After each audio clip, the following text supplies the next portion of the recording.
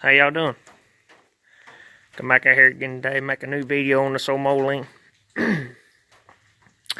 This video, I'm gonna try to get the front steering U-joint put in and work on this drawbar a little bit.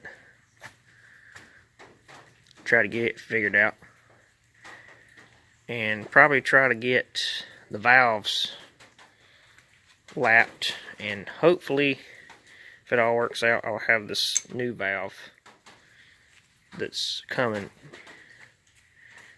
I'll have it in there too, so I'll be able to put the head back on, hopefully in this video, if all works out. So I'm going to start, get started on this U-joint real quick, get it knocked out, and then figure this drawbar out. I already took the plate off the bottom of it, and I'm missing a lot of stuff. I got to come up with some spacers, and I got to fix this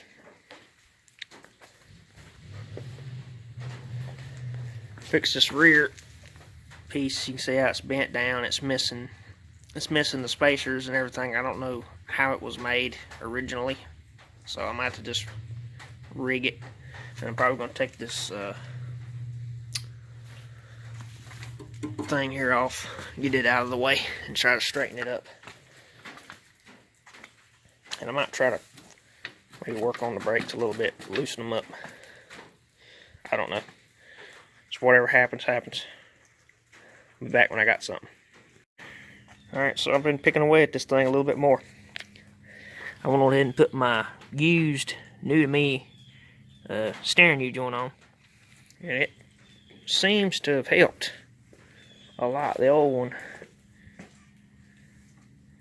now there's only that much play in the steering, which is really good for a lot of stuff I have.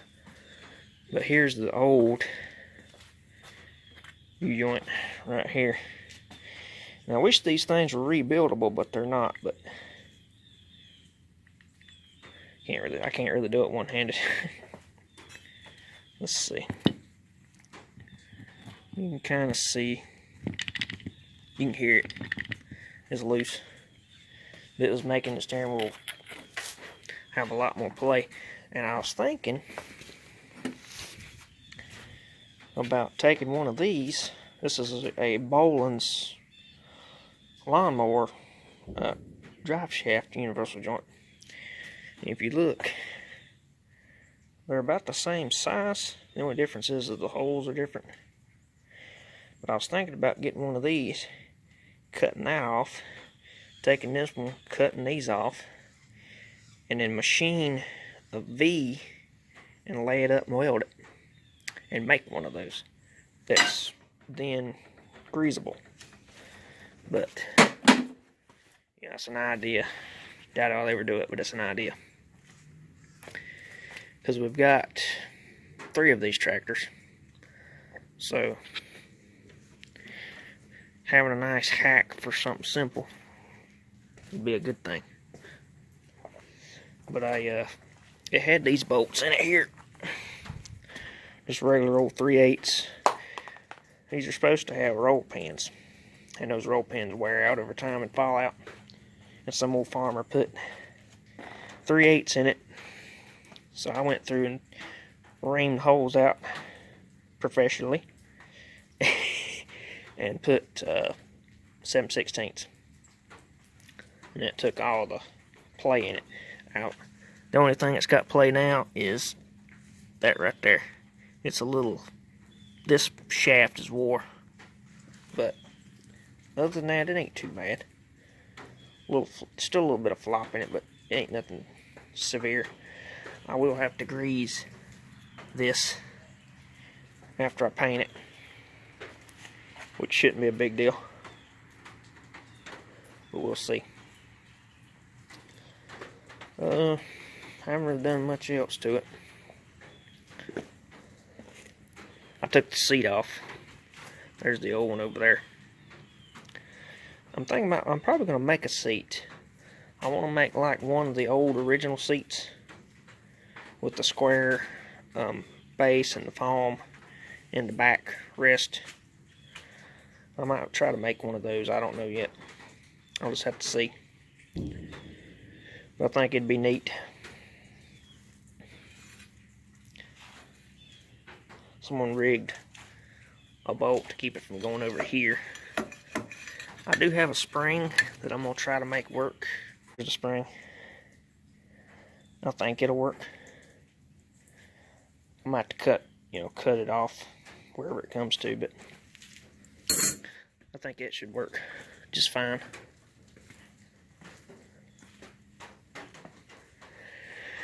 But yeah, that's what I got so far. So I'm going to keep picking away at it. Alright, so still working on this thing, but I've decided to stop and clean up, get all the dirt up. That's how much crap come off of this tractor. That's at least 10 pounds of just straight dirt, rust, and crap. So I figured I'd share that with you guys. To me, it's funny. I'm gonna keep at it. Alright, so I got the brake drum off, and the reason I took it off, I was kind of curious, for one, how they're made, and two, I can't get the pedal to come back on its own. And then I took the dust cover off, and the brake drum was loose. So I figured I'd just take it apart and see how it's made. It's kind of a neat setup, to be honest with you. It's made just like a car or a truck. You know, you got your two shoes, you got your slack adjuster, and then where your emergency brake cable would be is your brakes. And then it don't have a wheel cylinder, of course. That's your wheel cylinder. This is like a wedge system. It spreads them apart. So that would be like your wheel cylinder. But it's still a fairly neat design. It's made just like a freaking car axle, you know, except it's a lot bigger. But you can take the backing plates off, which I'm gonna have to take the backing plate off on that side, because as usual, those bolts back there, some idiot took them out. So, and they're still in there wedged. They couldn't get them out, but they took them out anyway. So they're in there at a dang angle. So I can't start them. I can't get them back in there. So that's going to have to come off completely on this other side. And I might take it off on this side just because maybe I need a bigger spring. This spring down here is at its maximum. It doesn't have enough oomph to pick this pedal back up. So I might go on ahead and take it all off, go through everything, clean everything up. I don't know if I'm going to tear the wheels apart, tear the brakes apart completely. But I'm definitely going to blow the dirt out of here, all that crap, blow all that off. So I'm going to get this cleaned up, and I'll be back. Alright, so I got this side back on. It's not very hard to take these brakes off and on, so if I do have any issues with it in the future, it's just simply snap off those yellow covers over there, take that guy off, pull that wire out, back that nut off she goes. So it ain't really a hard thing to do. So I'm gonna go on ahead and take that side off and check it out, clean the crap out of it, and I might see about pulling that backing plate off so I can get to those nuts there, because some idiot, I don't know if you can see them or not, but they're backed out on that side. So, and there's a lot of crap behind that plate. This one too, but I think the pressure washer would blow it out. So I'm gonna do that side real quick. I'll be back. Right, well, got this side off. It was a little bit more of a fighter. Every single one of them bolts was really bad rusty. There's the drum over there. There was a fighter getting that off, and there was a fighter getting the drum off.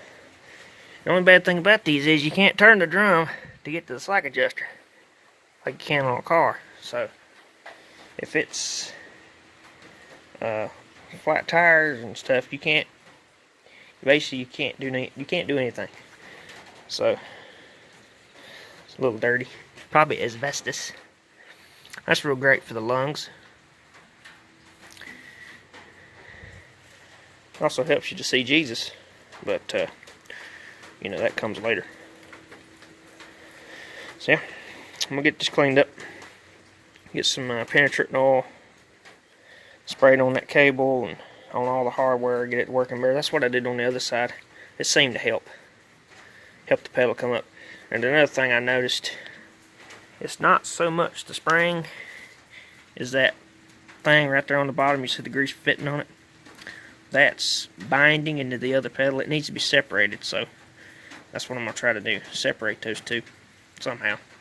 I may have to grind a little bit off the outside edge and put some spacers between the two pedals because they're hitting each other. So when you push one pedal down, it hangs into the other one and it's just not working like it should. So I'm going to get this blowed off, and I might try to take this backing plate off to get to those bolts. So there's one, and there's one right there that some idiot took out. I don't know if they took it out or if it just shook out. I don't know, but I'm hoping maybe I can clean those threads up, put them back, keep that sealed. So I'm gonna get on to that. So I got the backing plate off, and it's a good thing too, because I tell you what, these bolts right here, these are 3/8, 9/16. Well, I tried a 9/16. It didn't fit, so I got a 5/8. Put that on there, and they went to turning. They weren't even tight. Well, actually, they're not 5/8. They're 9/16. So they were so loose that the grease alone in a 5/8 got them out. So that's just crazy. This whole backing plate was just loose. And then here's one of the bolts. There's another bolt that I didn't even know was loose, and that one's still halfway backed out. So I don't know if someone was in here and just didn't put the freaking bolts back. I have no idea. So I'm gonna go on ahead and clean these up, put them back, and put it back together. So I'll be back when I get that done. Alright, there it is, all back together. Good and tight. I got the bolts put back.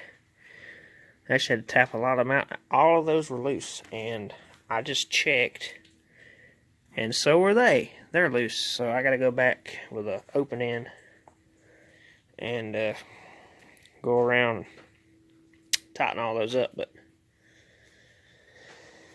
it's definitely better. So at least that's one thing that won't be a question whenever I go to trying to make it move and stuff, will be the brakes. I just got to go through now, like I said, and take that pedal off and clean it up a little bit and try to get something between it to separate them. But yeah, it's definitely a little bit better. And I feel like whenever building these tractors, you know, they made a good motor, they had a good transmission going on. You know, they come back here to the rear end, made the brakes, made really good brakes. Had everything, you know, really, really nice on that paper they were drawing it on.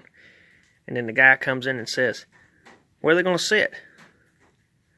And that was their solution. All that separates you from death is that bolt right there.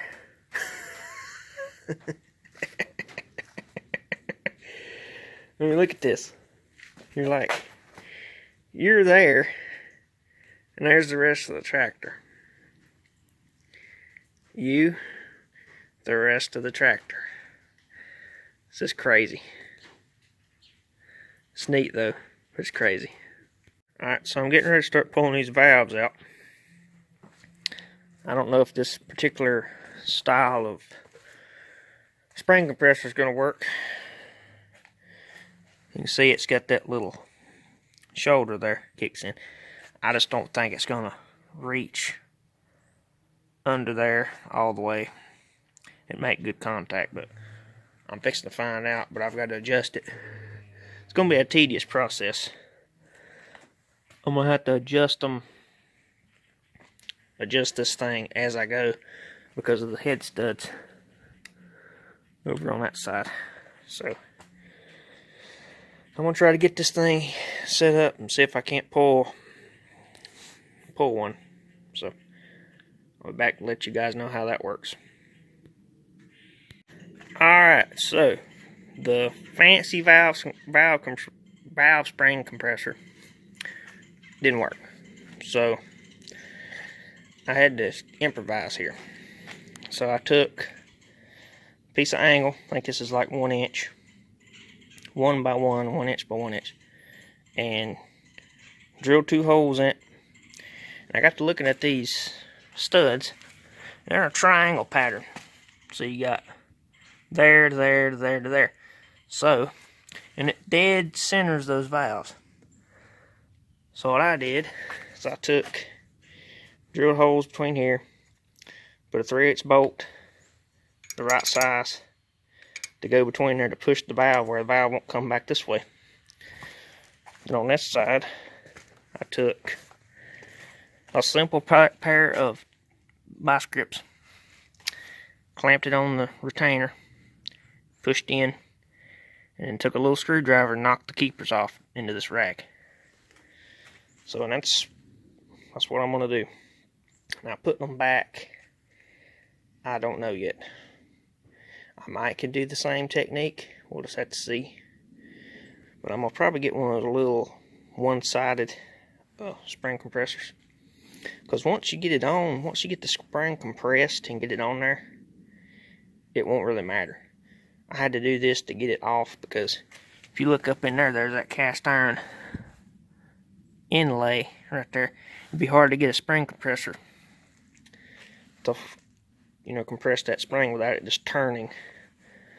So I'm gonna go ahead and do the rest of them. I'm leaving the valves in for now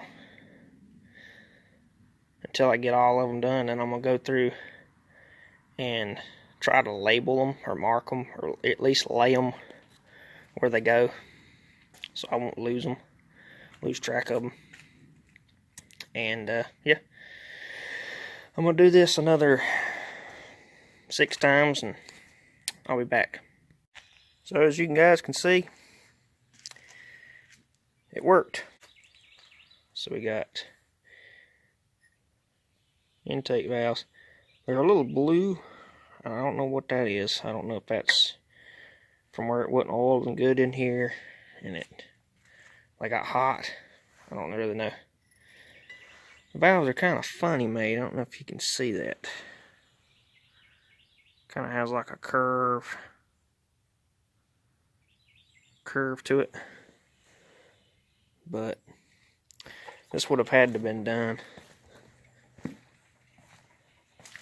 you look in here, you can just see all the crap in those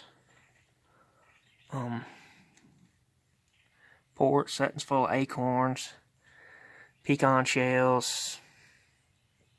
That's the one that broke. I cleaned it out pretty good, but the rest of them were still full. So as soon as I started it up, it would have just sucked all that stuff into the cylinders and lost compression immediately, if it even had any. So I'm gonna blow this manifold out real quick and then start one by one cleaning these valves up, lapping them, putting them back. So I'll be back when I got more. Alright, so I just got done blowing the crap out of the manifold, and there it is. All of that came out of that freaking manifold. It covered me. It got all over my arms. I blowed it off, but you can just see the stuff that was in there. It was All of that come out of the intake. Every bit of that.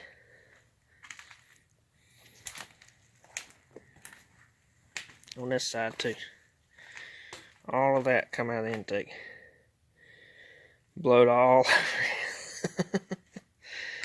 So yeah, that would have probably been an issue. I must say that was going to be a bad day if we'd have tried to started this thing, even if I'd have got the valves loose. So I'm gonna start cleaning these valves up, get them put back where they belong, and then we can start lapping them. So I'll be back when I get that started. Alright, so got my valves cleaned. I've got all of them lapped in coarse grit. All but these two, which of course I don't have that other one in yet. But I'm just going to show you guys the valves. They're not bad. There's some of the exhaust valves do have some pits. Pretty questionable pits, but I don't know. They're either going to work or they're not. Like I said before, I am planning on stripping this motor back down, rebuilding it, rings, see what else it needs.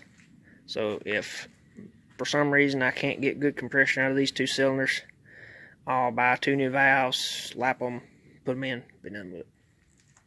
But pretty confident on these two. And I know this side's going to be good because this valve's in really good shape, and of course I'm getting a new one. So I'm going to show you guys how I've been doing it.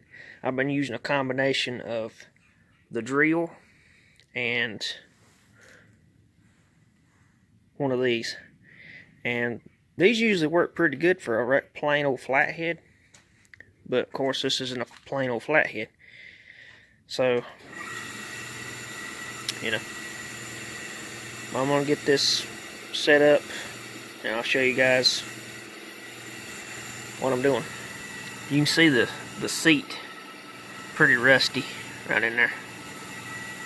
It's got a good bit of rust, but the rest of these they cleaned up halfway decent and popped one out. You can kind of see it in there. Intake valve. Here's the valve that come out of it. Of course, like I said, this is coarse thread. So when I go back through and do it again with fine thread, it should be a lot better of a finish. So yeah, I'm gonna get this started. I'll be back when I got something else. Alright, so here's what I've got right now. This is the same valve I just showed you, but I put Vaseline on it to lubricate the stem up because I'm going to be using a drill. I really don't want to be reaming my guides out. And that's about what it should look like. You don't want a big old gob on there because you're getting that stuff all up inside of there if you put more than that. So don't just stick it in don't just stick it down in there and gob it up. I'm gonna get this in there and get the drill on it, and I'll show you guys some other stuff. Alright, so I don't know how exactly this is gonna work, if you guys are gonna be able to hear me or hear the sounds that it's gonna be making, but you're listening for a sound like a scrubbing sound, and it's gonna slowly disappear. And then you know that it's almost done, and you gotta work it in and out, keep doing it, in and out, keep doing it, and you'll hear that sound slowly go away, just like you would with one of these. It makes a certain sound. So, and another thing, don't want to just full on give it all it's got. You kind of gotta feather the trigger.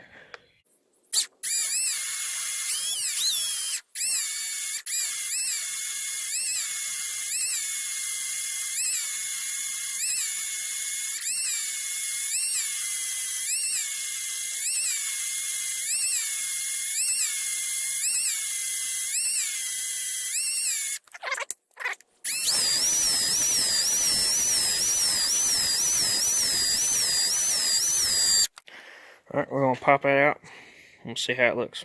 Alright, so there it is. First pass, anyway. See, it's not as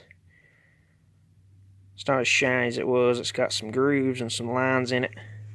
And you look in there, it's not rusty anymore. It's just kind of a dull gray. So, I'm going to do this one more time. It's the same process I just showed you. So I'm going to do it one more time. And then I'll be back and show you guys how it looks after 2 passes of the course. Alright, so done the second coat, or second run. You can see it's a lot more uniform now. And in there it's still a dull gray, but it's a solid color. There isn't any low spots or high spots showing. So that's pretty much what you want. Nice uniform all the way around. So I'm gonna go ahead and put the thin, or put the do 2 passes of fine grit, and if I can tell any difference between it, I'll show you guys. If I can't, I'll just say, hey, I did it. So probably the next thing you guys will see is me putting this new valve in, and then hopefully buttoning up the valve train, putting the push rods or the rockers back, putting the head on, and that'll probably be the end of the video. So unless I do something else between then and now, or now and then, I'll let you know. Alright, so I'm back. Been a couple days, but I got my new valve. It fits. So same exact thing. It don't have that funky looking edge on it though. So I don't know if those valves are just wore really bad and they just wore that groove into them, or what the deal is. But anyway, I'm about to get it lapped in, but I'll show you what I did off camera, of course. I went ahead and put my rockers back up to the new valve. Everything works good, everything's free. And I used one of these spring compressors here, little kind, pretty cheap. I think it was like $12, but that allowed me to get in there and do it. But I kind of like these things. You can put the spring in it, compress it, stick it on there, and then get a little grease on your keepers, stick those on there, and then pull it back, turn the thing. So they work pretty good. But yeah, I'm gonna go ahead and get that other valve lapped and put springs on, and I might try to film some of that. If I don't, please understand that I just can't hold the camera and do this and all that stuff. So more than likely you'll just see it done, and I'll probably be explaining how I put the rocker arms on. So I'll be back when I get this done. Boom, just like that. We got all our valves in. Everything's lubricated up. Everything works. Just on it or not. Yeah, definitely have to adjust on him. Definitely have to adjust on him. He's loose.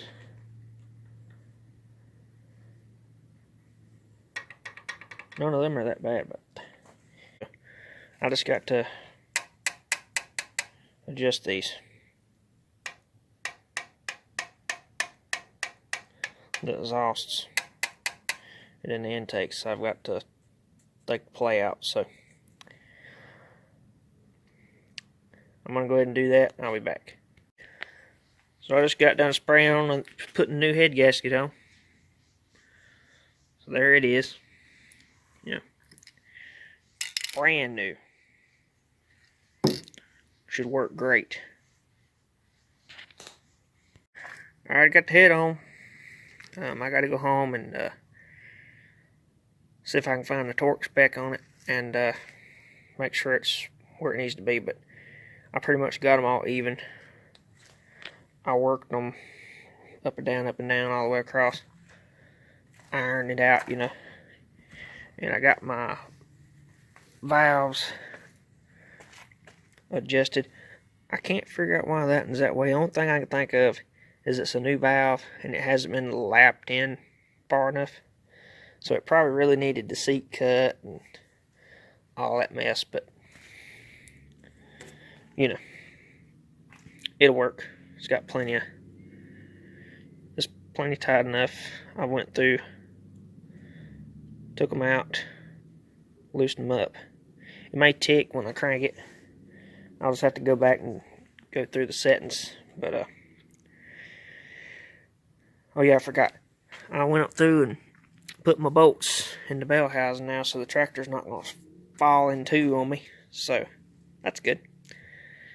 But I'm going to go ahead and end this video here. Hopefully in the next video, I'll be getting it ready to crank. So that's the plan anyway. So we'll see. Yep. So y'all take it easy. Bye.